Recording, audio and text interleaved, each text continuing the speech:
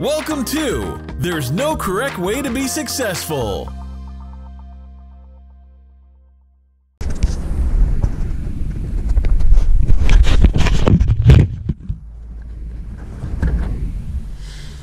What's up, everyone? It's Cyrus, Igono. I'm here at the Sound Killer Studio. We're located in Rockwall Studios in Ridgewood, New York. What is that? I guess it's Queens, Brooklyn. I don't know. Everyone that comes here always fights on what part of New York this is, but I'm just happy to be here. All right, and today I'm talking about a very touchy subject, something that is close to my heart, and might offend some people that know me, and might offend you. So what it is working for free, right? Or free lunch, right? In the entertainment business, it's a really weird industry because less than 0.001% of people actually make any money. Our entire society in America is built upon pushing up stars, and everybody who's in society now, because of social media, wants to be one of those people. There is, very few people who actually ever figure out how to take that next step, right? For me, I'm an idealist. I believe in the beauty of people. I'm an ENFP. I believe in, the fairy tale story. I believe in the movie. I believe in people's good. And my entire business career has been me motivating and inspiring other people, which I love to do. It comes naturally to me. I get energy from other people. When I'm really helping another person, I'm really helping myself. So it's not a negative thing, helping other people, but what I'm really coming to see is that, you can take that way too far. And I think that I have done that. And, it's taken me 30 years, 30 years old now, to realize, hey man, if you don't put yourself number one in every part of your life, you're eventually going to just be looking at everybody pass you by. And not that that's necessarily bad, because it may not be my time, and I may never be successful, but I did this because I wanted my own self to be great. I'll give you two little quick stories that are kind of massive things that have had super negative impacts on my life, and then I'll give you one that's super positive, and you can look at things any way you want to, and then at the end I'll tell you basically my outlook and what I'm going to do with my own life moving forward.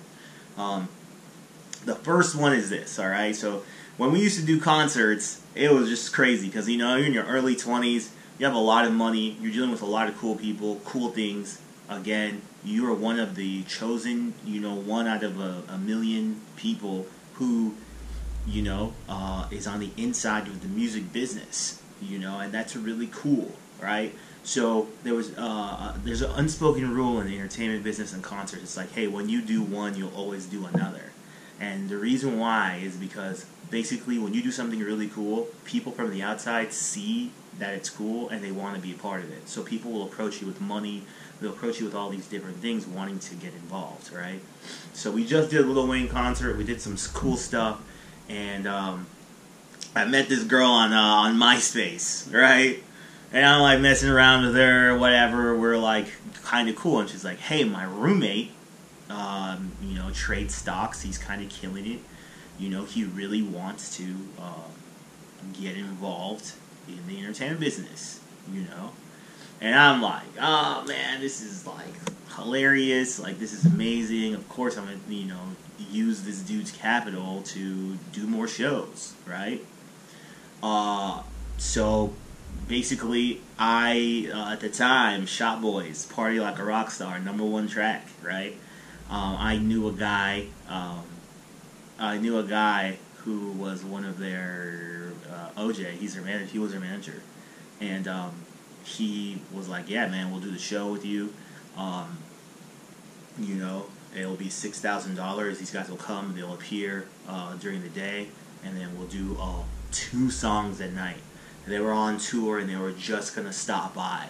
It was like more or less one of those like them hooking us up sort of things, right?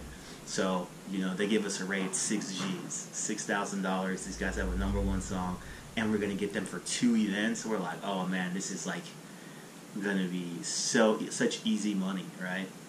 So we had money, so we're like, okay, you're gonna put down to this dude who's the girl I know's friend. Like, hey, you're gonna put down 3,000. We're gonna put down 3,000. We're gonna do the show. All right. We freaking do a contract. In the contract, I'm like, listen, I'm putting down this money. You're putting down this money. If we both lose, we both lose. We're both evenly investing in this show, right? So we sign the contract. He sends us the money. We pay it. All is well. 4 days before the show, somebody dies at the pool, which is very sad and unfortunate.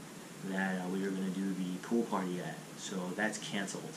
Okay, and then the venue where we were going to do the event at night, 2 days before, I think there was like some crazy torrential rain, something of the nature, right?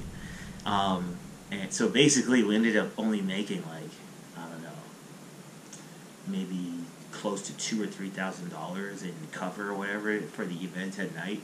So we basically like lost money, we lost money. The other thing about concerts is like the day of the show, there's all these expenses that come out of nowhere because the artist is like, oh, I want this, and then I want this, and this, and this, and this, and it's like you don't have to get those things, but if you don't and they don't like what happens, you could potentially be in breach of contract, right? So it was like, we spent hella money the day of, all this bad stuff's happening, so it's pretty much a wash. Like, hey, we lost 3 G's, you lost 3 G's, alright? The dude, you can already tell what's coming, right? Takes us to court, small claims court. Yo, I want my money back, like, this didn't go as planned, this is whatever it may be, right? In small claims court, contracts don't matter. They don't. The discretion is up to the judge. Because I'm like, listen, judge, we put down money, he put down money, what is up? And the judge is asking questions, blah, blah, blah, blah, and I'm just like, yo, this is crazy. You know what I'm saying? Like, I can't believe the judge is even entertaining his story. Like, we lost. He lost. That's business, right? No. The judge ruled that I had to pay him back $1,500, which was half of the amount of money he put up. I think until this day, it's still on my record. Which is not good. It's not good look, right? And it's like so stupid. But it's just like, this dude saw the life that I was living and wanted free lunch. I'm going to give him this little money and we'll see what happens, right? And then on my side, it's like, everything's 100, but stuff happens. Stuff happened, and boom, who takes the blame? Me, right?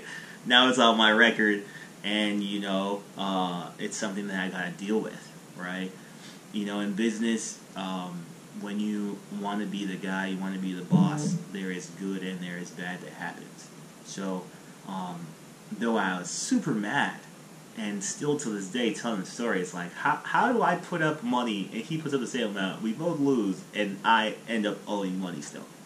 But hey, pay, you know, sometimes you gotta take it out to be a boss, right? So that is like, it was super annoying situation, right? To have to go through that. And it was more or less like, yo man, I'm trying to get you in the industry, and then like, this is what you did to me, you know, and I lost, so I ended up losing, and you know, it's not good, you know, on credit and all this stuff, having a judgment. That's just for being a nice guy, okay? And that is pales in comparison. That is nothing compared to the second story of Cyrus Igono trying to be a nice guy and, you know, believing in people, right? So, I had a business partner. I'm not gonna use names. I'm gonna try not to use names. I had a business partner, and he is one of the best people in the world at just creating media, you know. Basically, me and him basically decided in our early 20s, this is what we're going to do in our life, and we're going to sit on this couch and sleep on this floor, whatever we have to do. We're going to become the best in the world at creating media, doing marketing. We're going to have a clothing company, we're going to do this, whatever it may be. We got to the point in our business when there's too much work on him, you know. Basically, me selling what he could do, and we'd work together as a team to try to grow. So, there was a guy who we were talking to, again, on MySpace, and he lived in St. Louis. And, you know, we would talk. He'd always be very positive. He had a lot of different skills, sort of like us. We were anomalies in the world. Like, we could do video, we could do web, we could do copywriting, we could do anything having to do with a business. We had all these skill sets, and he was another person who was very rare, who had all these skill sets, right? And, you know, we would keep in touch with him. This is like from 2009 to like 2012, 2013, right? We keep in touch with him, this dude, all the time, and we'd always talk, and it'd always be nothing but good vibes. And, you know, he'd always mention that he had a child with this lady, and they were having a lot of problems and all that sort of stuff. And one day he was like, hey man, like, you know, my girl took my son and she left, you know, I have nothing, you know what I'm saying? And I'm just like, yo man, like, if you want to come to Arizona, like, yo, you can sleep at the studio, you know, like, it's nothing, like, we need more people, we need help. And, you know, we send this dude money to come out and live with us, right? And to make it happen. So he comes out, you know, it's pretty funny, like, the very first moment he got there, we were, like, doing the deal for, like, I don't know, $40,000 or something like that. It was, like, on my birthday, 2012 or 13. But, like, yeah, you know, so my birthday that day, we got a ton of money. It's like 30 grand, so 40 grand, whatever, and he was there that very first day. So it was like, boom, you know, he's like seeing this happen, go down. It's like, oh man, let's get it popping, you know, it's crazy, right? So he's out here, he's working, he's doing good, he is who he says he is, right? But, he is a person that bad stuff just happens to, okay? So, you know, oh, something happened at home. Oh man, I need to send money at home. I need to do this, I need to do that. He's one of those people that has like a black cloud following him, right? And me and AJ, or whatever, I said the name, we're kind of like, you know, this isn't good, whatever. And, you know, one day we are going to Mill Ave to just go out, because, you know, what else is there to do, because we work all day, right? And he's driving, we get pulled over. He ends up having a warrant for his arrest and gets, you know, put in jail, and then gets flown back to Kansas City, right?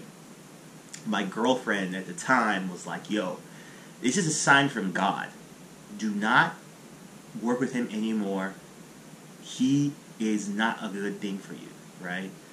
And I'm just like, there is no possible way somebody that I know got arrested, put in jail, and I'm just gonna be like, all right, later, That's totally against my moral compass, I'm still believing in the good in this dude, even though we all are identifying problems. We're just like, no, or at least not we, but me personally. I'm like, no, this dude just needs to be around people like us that are positive, who are stoic-minded individuals, and we're going towards the goal till death, right? And he will be okay. He'll be okay. He'll figure it out, right? So whatever happens, we hit him up. He's like, dude, I'm locked up, blah, blah, blah, blah. Then he gets out. He's like, oh, I'm on this house arrest or whatever it may be. I don't know. But he's basically like, oh, I can't come back. So I'm like, damn, dude, it sucks, right? So time passes, hits us up every now and then. And basically a year or two pass, all right? Me and my business partner, we get into it. He, goes off and does his own thing. And I am basically up to, holding the entire business up by myself. So, and then one day he messages me, and I'm like, oh my God, I'm going to invite him out here. It's a perfect time. I need somebody else to do this, whatever it may be. So I hit him up, and I'm like, yo, man, you need to come out to AZ. He's like, yo, man, I need to come to AZ, right? So I'm like, dude, I'll send you money or blah, blah, blah, blah, blah to come out here. So he does, right? He comes out here to Arizona on a second time around, all right? And it's a little bit different. He's a little bit more quiet this time around, a little bit more reserved, and I'm kind of trying to tell him, hey, this is what I'm trying to do. We were in the middle of remodeling our office at that time, and, it just a lot of chaos is happening, I was going through it with my girl. I was basically a wounded duck, right, at this moment in time, or a wounded antelope in the safari. Like, somebody could have picked me off at this moment. And I think that he sensed that I wasn't mentally all the way there, and he would kind of make a little bit of, maybe backhanded comments or something sometimes, and I'll just be like, this is weird, man, just weird vibes, right? And he, one day, I show up to the studio, and he's not there, but the door's open. And, I go into, where we had all the music recording equipment, and all of the music equipment's gone. So I'm not talking about, a few $1,000s. I'm talking about, $10,000 to $20,000 worth of equipment. I'm talking about, Newman U87 mics, Avalon preamps, a lot of stuff this dude took, right? So, because I let him stay at the studio. Gave him a key. I let him stay there, right? Totally my fault. Totally my fault. Call my girl. She's like, yo, I told you, blah, blah, blah, blah. I'm like, that's the worst, right? When it's somebody specifically tells you, yo, this is a sign. Do not do this further. And I called the police and all sorts of stuff. And the police are like, from a business, if somebody takes your stuff and, they don't return it, or they don't want to return it, there's nothing that we can do, because you could have quote-unquote loaned it to them. So I was like, so this dude came in, he stole his stuff, and there's nothing we could do. And they're like, unless the only thing you can do as a business is take them to court. I was like, oh my God, yo. Oh my gosh. So I'm tripping, right? I'm messaging him, not trying to be too aggressive, but yo, man, come to the studio, blah, blah, blah, something we could talk about, blah, blah, blah, right? So this dude, for some reason or whatever, like, stopped by the studio. And we, like, literally get in the car and we're chasing this fool, right? And my girl's driving, and she's like, it's crazy because she just got a new car like 2 days before. And she's in a brand new car, and we're chasing this guy around Phoenix in a high-speed car chase. Literally going over medians and highways, going all through this stuff. And, like, she's, like, killing it, like, driving super fast, like, running red lights, doing all this stuff. And I'm in the passenger seat like, yo, I now am in a high-speed car chase with my girlfriend that I put in the situation because I did not listen. And more importantly, this dude's going to get away with this stuff. What am I going to do even if we catch him? Pull him over, beat him up, take the stuff out the car? What does that look like? I'm like in the car just like, yo, man, like, oh my gosh, right? I was fucked up, you know? And it's like, you know, we're on the downside of our relationship. Like, yo, we're on the road to breaking up. I'm way behind in rent at our office. Our stuff just got stolen. You know, I'm not working with my business partner anymore. I'm just like, yo, my life is fucked up. And then this person that I put trust in to help me, that I, you know, gave a place to stay, buying meals every day, all this stuff. This person now is like trying to take the last things that I had, you know? Everyone, you know what I'm saying? And it was like a very low moment. It's a very low moment for me, you know what I'm saying? And it hurt me because it's like, man, dude, I didn't have to do any of this. Like, I didn't have to do anything, you know? And it's just crazy that somebody could do that. So, looking back on it, one, I didn't have contracts with a person. Two, like, you know, even though all those are two instances that something bad happened, I believe in people, you know? So, I'm not gonna say that I wouldn't not do it again if I felt it was right, but, you know, maybe like having that, like, you know, come to Jesus talk, like, listen, man, like, I'm imparting my faith on you, you know? I never really had those discussions. And then, like, I guess, like, the other thing too is that, like, you know, you gotta get people to invest into you somehow, some way. You know, there has to be a freaking investment on their part. And I'm thinking this dude's moving out here. That's a lot of investment, you know. But maybe it's not. You know what I'm saying? Maybe it's not. Looking back on it, I wasn't in the right mental space, but like I felt that I was doing the right things at the time, right? And what can you really do, or is he just a bad person? You know, I really think that he's just a bad person, right? You know, but it sucks when, like, other people get dragged into it, you know what I'm saying? Like, there's a list of things, you know, and if I'm wrong, or if you think what I'm thinking, you know, comment on the video, like, let me know what you would do, right? So horrible things, horrible situation.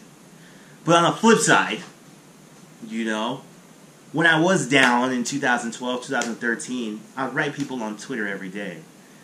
And I would write them and like, hey, can I help you, right? I kind of like a list of every verified person on Twitter, and I would message them.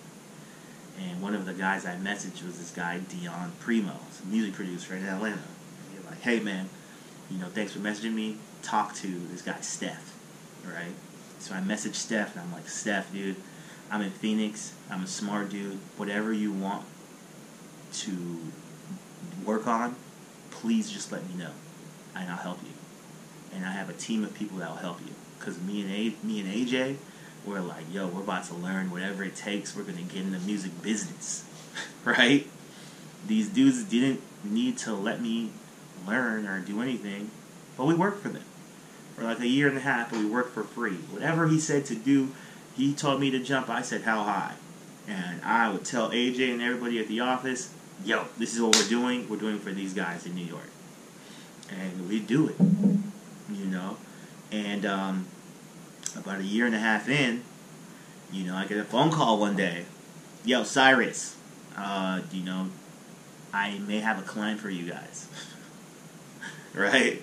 And he's like, hey, I want you to call this person, and I want you to charge them $40,000 a month, right? Not even a $40,000, whatever, $40,000 a month. I'm like, all right, like, of course, man, you know, because these dudes have put us on.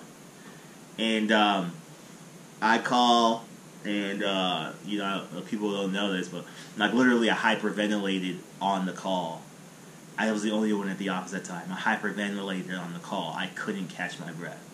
Like, I literally, like, you know, couldn't talk. It was like I put so much pressure on myself to make my dreams come true that I literally hyperventilated on the call. It was like one of the most embarrassing moments of my life. And, of course, needless to say, we didn't get the deal.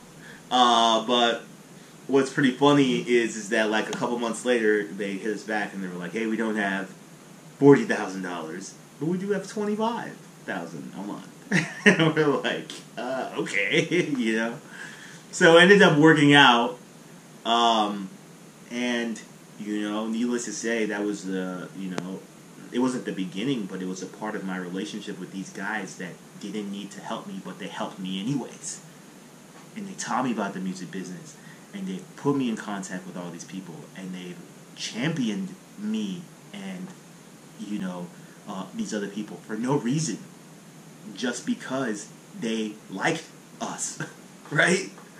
Just because they liked us, right? And not only that, so it's like, you know, I got rid of the office, and then there's another client I had, and I wanted to meet him, and we've been working together for over a year. And I was like, yo, let's meet in LA, blah blah blah. Like 2 weeks before we were supposed to go, my car started acting up again. So I'm like, dude, LA's too big of a space. Let's just go to New York City. Go to New York City, and I realized, oh man, Sound Killers are out here. So like we meet up with them. I see what's happening. I'm in New York. I'm like, dog, I'm moving here.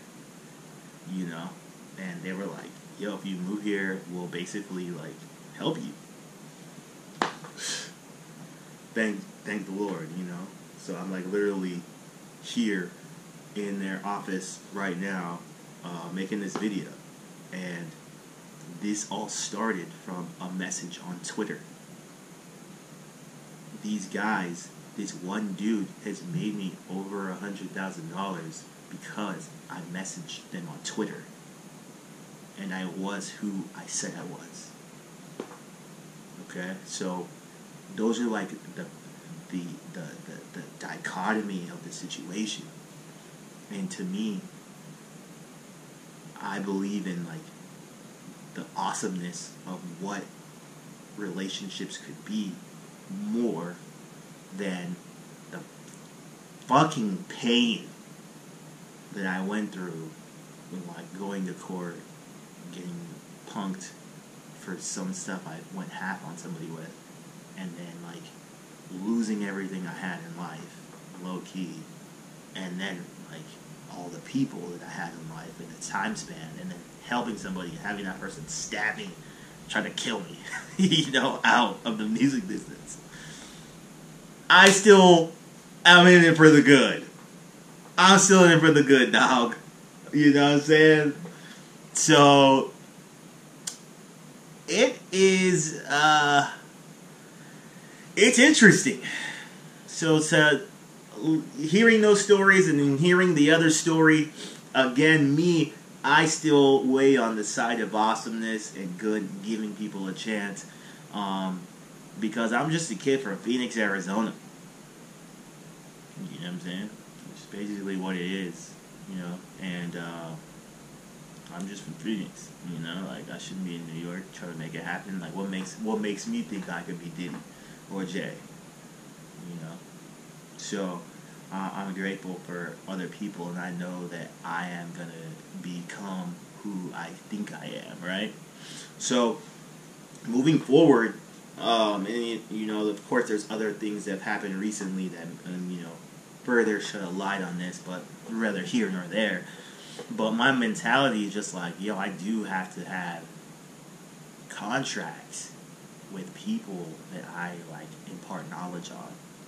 You know, I do, because I guess like the thing that kind of hurts is like not only may people screw you over, but you've told them all the secrets. You know, I know what it is. They can see through everything you're doing, and they can replicate it. You know, and it's not even that like I'm Coke and you're Pepsi and we run the world shit. You know, and like you knowing the secrets, it's a fucking big deal. It's not even like that. It's just more or less like the symbolism. You know, because like with the internet and social media now, like when you're cool with someone, they're in your algorithm. You're gonna see their stuff. You know? Like, you know what I'm saying? And then people are straight up doing the same things you put them on.